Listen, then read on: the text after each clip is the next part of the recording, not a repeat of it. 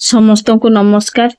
आज आम डिस्कसन करवा आम मैंने जिते क्वेश्चन टाकरे आपार आईडी क्रिएट करूँ से समय आम यही मेसेज आमती कि क्वेश्चन मार्क है something went wrong please try again ये जो मेसेज आसूची कि भाव आम सॉल्व करवा मैंने आज डिस्कसन करवा। क्वेश्चन टाकर ओपन करवा। क्वेश्चन टाकर ओपन हो सारा पर आम 3 ରୁ 6 वर्ष शिशुंकर आम मैंने आपार आईडी क्रिएट करवा। तो आम मैंने 3 ରୁ 6 वर्ष जो कैटेगरी अच्छी आम मैंने क्लिक करवा। क्लिक कर सारा पर आम मैंने शिशु मानकर नेम आम मैंने देखि पारुछु। तो एथिरु गोटे शिशु को आम बाछिबा जार के आपार आईडी एपर्यंत है ना। तो ये जो मिहिर बिड़िका ये शिशुटा अच्छी ताकू आम आपार आईडी क्रिएट करवा निमंते तार प्रोफाइल उपर आम मैंने क्लिक करवा। क्लिक कलापर ये स्क्रीन टा आम देखा पाऊँ। ये आम देखुचु आपार आईडी रे आम आपार आईडी नंबरटा ना अर्थात आम मैंने आपार आईडी क्रिएट करना। तो से आम मैंने कौन करवा आम 3टा डॉट उपर आम मैंने क्लिक करवा। 3टा डॉट क्लिक कर सारा पर ये क्रिएट रिट्राइव आपार आईडी ता ऊपर क्लिक करवा। क्रिएट रिट्राइव आपार आईडी ऊपर क्लिक कर सारा पर आम मैंने स्क्रीन टा देखा पाऊँ। ये स्क्रीन रे आम जो स्क्वायर चिन्हटा अच्छी आम प्रथम क्लिक करवा। पितामाता किंबा गार्डियन कंसर्न नेबा निमंते ये स्क्वायर चिन्ह उपर आम क्लिक करवा। नेक्स्ट आम रिलेशनशिप विथ चाइल्ड उपर आम क्लिक करवा। ये आम 3टा ऑप्शन अच्छी फादर मदर आउ गार्डियन। मुझे मदर को चूज करुच्ची। नेक्स्ट आम ऑथेंटिकेशन आईडी नंबर टाइप करवा। ऑथेंटिकेशन आईडी नंबरटा आमर जो शिशुर आपार आईडी क्रिएट कर शिशुर आधार नंबरटा आम को टाइप करने को पड़ो। आधार नंबर टाइप कर सारा पर आम मैंने सबमिट उपरे क्लिक करवा। सबमिट उपरे क्लिक कर सारा पर आपण मैंने देखि पारुथिबे ए मेसेजटा आम आसी something went wrong please try again. यही मेसेज रे आम जानी पारले जे आम आपार आईडीटा क्रिएट हो पारलानी। तो आम मैंने नेक्स्ट कौन करवा चलते देखिए।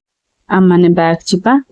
बैक कलापर से शिशुर रेजिस्टर कला जो मोबाइल नंबरटा आम मैंने एंट्री करूँ से मोबाइल नंबर सहित आधार कार्ड रे थिबा मोबाइल नंबर को आम मैंने क्रॉस चेक करवा। जदि मोबाइल नंबरटा डिफरेंट अच्छी बा अलगा अच्छी ताहले आम मैंने से मोबाइल नंबर को आम मैंने चेंज करवा। आपण माने जानी थिबे मोबाइल नंबर को चेंज की भली भाव रे करिवे पसंद ट्रैकर। तो आमानकर जो मोबाइल नंबरटा अच्छी तार राइट साइड जो पेंसिल चिन्हटा अच्छी से पेंसिल चिन्ह ऊपर आम माने क्लिक करले आम को मोबाइल नंबर एंट्री करबा निमंते ए स्क्रीन टा आम माने देखि पारिबा। मोबाइल नंबर एंट्री करबा तापरे सबमिट ऊपर आम माने क्लिक करबा। सबमिट ऊपर क्लिक कर सारिबा पर आम को ओटीपी निमंते गोटे स्क्रीन टा आसीबो। तो आम माने जो मोबाइल नंबर को आम माने चेंज करूचे से मोबाइल नंबर को आम मानकर ओटीपी जीवो। 4टा ओटीपी आसीबो। तो 4टा ओटीपी आसीबो जे आम माने वेट करबा।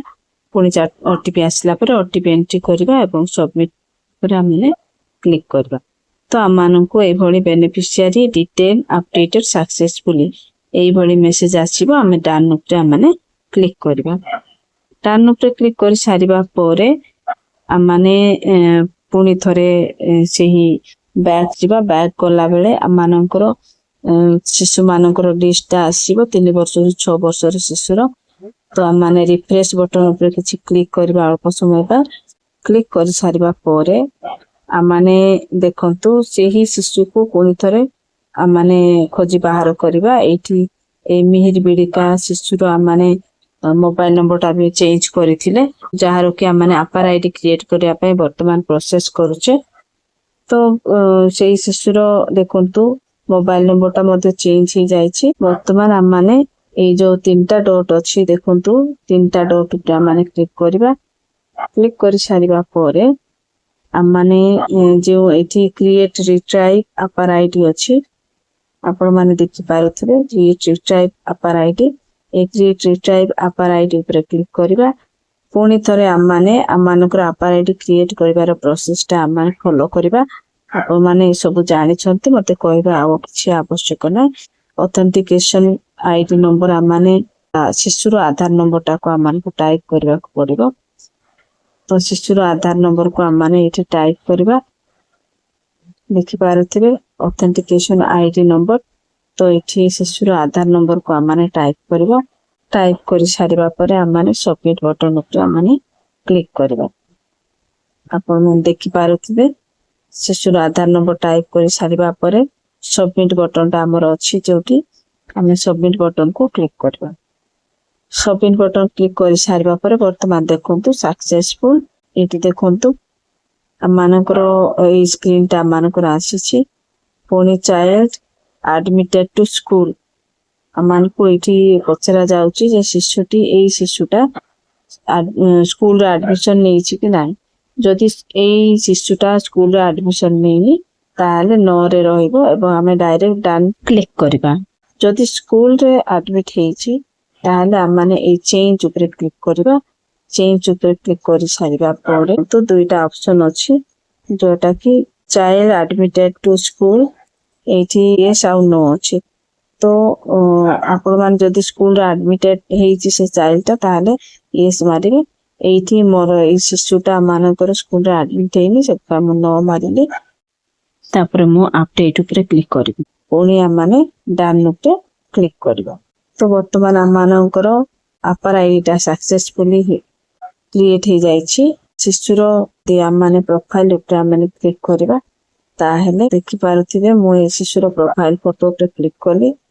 ତ ଏଇଠି ମୁଁ ଚେକ୍ କଲି, ମୁଁ ଜାଣିପାରିଲି ଯେ ଆପାର ଆଇଡିର ନମ୍ବରଟା ଆମମାନଙ୍କର ଏଇଠି ଅଲରେଡି କ୍ରିଏଟ ହେଇଯାଇଛି। ତାମାନେ ଆମମାନଙ୍କର ଆପାର ଆଇଡି କ୍ରିଏସନ ଟା ଆମମାନଙ୍କର ସକ୍ସେସଫୁଲ ହେଇଛି। ଏଇଭଳି ଭାବରେ ଯଦି କୌଣସି ଶିଶୁର ଆପାର ଆଇଡି କ୍ରିଏଟ କରିବା ସମୟରେ ଏଇଭଳି ମେସେଜ ଆସୁଛି ବା ଅସୁବିଧାର ସମ୍ମୁଖୀନ ହେଉଛନ୍ତି, ତାହେଲେ ପ୍ରଥମେ ଆପଣମାନେ ଶିଶୁର ଆଧାର କାର୍ଡ ସହିତ ଆପଣମାନେ ରେଜିଷ୍ଟର କରିଥିବା ମୋବାଇଲ ନମ୍ବରକୁ ଆପଣମାନେ କ୍ରସ୍ ଚେକ୍ କରନ୍ତୁ। ଯଦି ମୋବାଇଲ ନମ୍ବରଟା ଅଲଗା ଅଛି ତାହେଲେ ମୋବାଇଲ ନମ୍ବରକୁ ଆପଣମାନେ ଚେଞ୍ଜ କରନ୍ତୁ। ଚେଞ୍ଜ କଲାବେଳେ ଓଟିପି ଦ୍ୱାରା ଆପଣମାନେ ଚେଞ୍ଜ କରନ୍ତୁ ଏବଂ ଚେଞ୍ଜ ହେଇ ସାରିଲା ପରେ ଆପଣମାନେ ଆପାର ଆଇଡି କ୍ରିଏଟ କରନ୍ତୁ। ମୁଁ ଆଶା କରୁଛି ଆପଣମାନେ ବର୍ତ୍ତମାନ ସୁଦ୍ଧା ଜାଣି ଯାଇଛନ୍ତି ଆପାର ଆଇଡିରେ ଯଦି ଏଇଭଳି କିଛି ଇସ୍ୟୁ ଆସୁଛି ତାହେଲେ କିଭଳି ଭାବରେ ତାର ସମସ୍ୟାର ସମାଧାନ କରିପାରିବେ ଜାଣିଛନ୍ତି। ଯଦି ଆପଣମାନଙ୍କୁ এই ଭିଡିଓଟି ଭଲ ଲାଗିଲା ତାହେଲେ এই ଭିଡିଓଟିକୁ ଆପଣମାନେ ଲାଇକ୍ କରନ୍ତୁ ଏବଂ ଆପଣମାନଙ୍କର ସହକର୍ମୀ ମାନଙ୍କ ସହିତ ସେୟାର କରନ୍ତୁ। ଯଦି ଆପଣମାନେ এই ଚ୍ୟାନେଲରେ ନୂଆ ଅଛନ୍ତି ତାହେଲେ ମୋ ଚ୍ୟାନେଲକୁ ସବସ୍କ୍ରାଇବ କରନ୍ତୁ। ଧନ୍ୟବାଦ।